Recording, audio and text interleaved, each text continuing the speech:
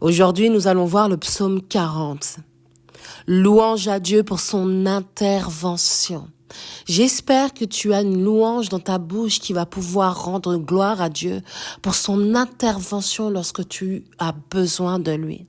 Car sache qu'il intervient toujours au bon moment. David voulait le reconnaître dans ce psaume. David voulait lui rendre gloire. David voulait rappeler à sa mémoire l'intervention incroyable de Dieu lorsque il fait appel à lui. Voici comment il commence ce psaume. J'avais mis en l'Éternel mon espérance, et il s'est incliné vers moi. Il a écouté mes cris. Il m'a retiré de la fosse de destruction, du fond de la boue, et il a dressé mes pieds sur le roc.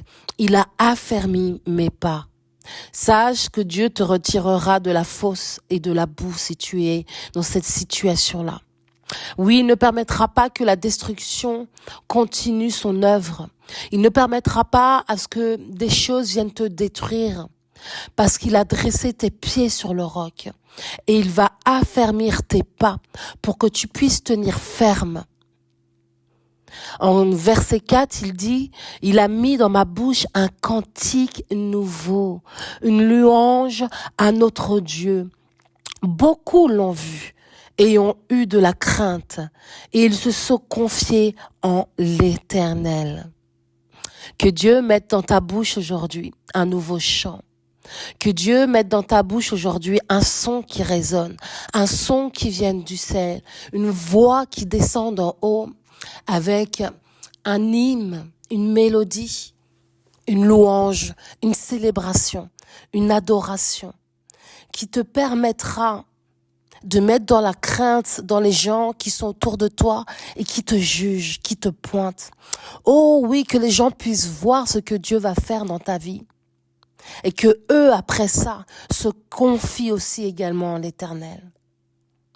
Le verset 5 dit, heureux l'homme qui place en l'Éternel sa confiance et qui ne se tourne pas vers les hautains et les menteurs. Tu as multiplié, Éternel, mon Dieu, tes merveilles et tes desseins en notre faveur.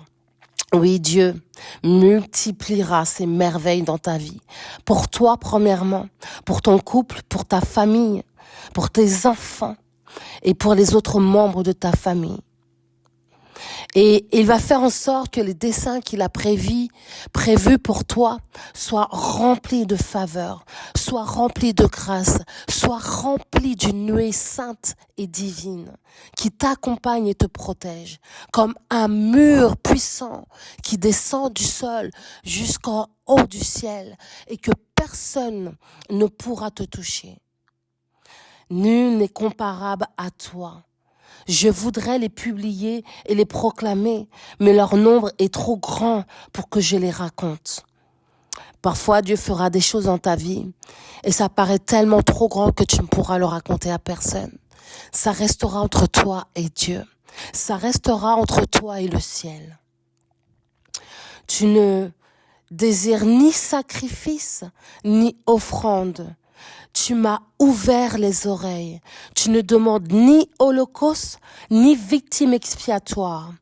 Alors je dis, voici, je viens avec le rouleau du livre écrit pour moi. Je veux faire ta volonté, mon Dieu, et ta loi est au fond de mon cœur. Écoute, l'homme va te demander des sacrifices, va te demander des offrandes, va te demander des holocaustes, va même te demander des victimes. Il y a tellement d'églises bizarres aujourd'hui. Mais Dieu ne te demande rien. Dieu ne te demande rien. Parce que il vient avec le rouleau, le livre qu'il a écrit pour ta vie. Et il ne te marchande pas ce rouleau. Il ne te marchande pas ce qu'il a prévu pour toi. C'est pour ça que tu dois chercher à faire la volonté de Dieu. Il n'est pas un homme pour mentir. Il n'est pas un homme pour marchander. Tu dois juste garder la loi au fond de ton cœur. En verset 10, il dit, j'annonce la justice dans la grande assemblée. Voici, je ne ferme pas mes lèvres. Faire partie d'une grande assemblée, c'est bien. Mais tu ne dois pas fermer ta bouche. Tu ne dois pas fermer tes lèvres. Tu dois l'ouvrir pour la justice. Tu dois l'ouvrir pour que le ciel soit établi dans cette assemblée. Pour que le royaume des cieux soit présent dans cette assemblée. Il continue en disant, Éternel, tu le sais. Je ne retiens pas dans mon cœur ta justice. Je publie ta vérité et ton salut. Je ne cache pas ta bonté et ta fidélité dans la grande assemblée. C'est très intéressant parce qu'on pourrait se dire que est-ce qu'il y a des hommes qui disent servir Dieu et qui cachent la justice, qui cachent la vérité, qui cachent le salut, qui cachent la bonté et la fidélité. Ne faisons pas partie de ces hommes. Soyons de ces hommes comme David, qui ne retenons pas dans notre cœur la justice de Dieu, mais qui la publie, qui ne retenons pas la vérité et le salut dans l'Église, mais qui la publions, qui ne cachons pas la bonté et la fidélité dans l'Église, mais qui la donnons. Toi, Éternel, tu ne me refuseras pas tes compassions. Ta bonté et ta fidélité me garderont toujours. Si Dieu ne retient pas, nous n'avons pas à retenir nous non plus. Si Dieu nous a donné gracieusement, nous devons donner gracieusement. Oui, oui, oui. Si Dieu nous a donné gratuitement, nous devons apprendre à donner gratuitement. Car des maux sans nombre m'environnent. Les châtiments de mes iniquités m'atteignent et je ne puis en supporter la vue.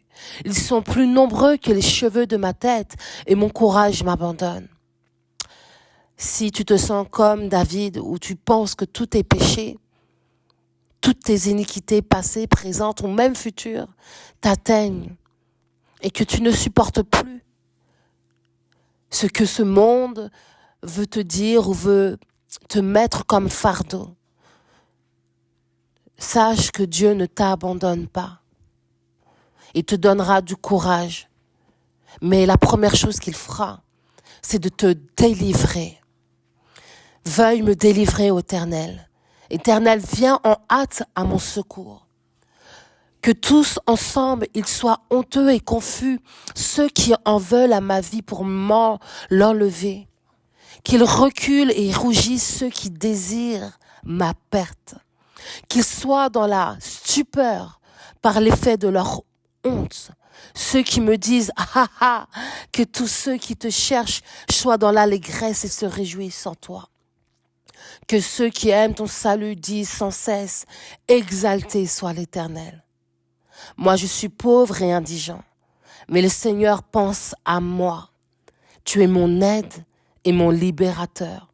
Mon Dieu, ne tarde pas. Sache que ton Dieu ne tardera pas à te délivrer. Ton Dieu ne tardera pas à te libérer. Oui, il sera ton aide, il sera ton appui, il sera ton bouclier, ta forteresse. Et lorsque l'homme te pointera et rigolera de ta situation, à cause de tes péchés, lui, Dieu, te montrera sa grandeur, sa bonté, son amour envers toi. Et il effacera toutes tes iniquités à cause du sang de Jésus-Christ à la croix.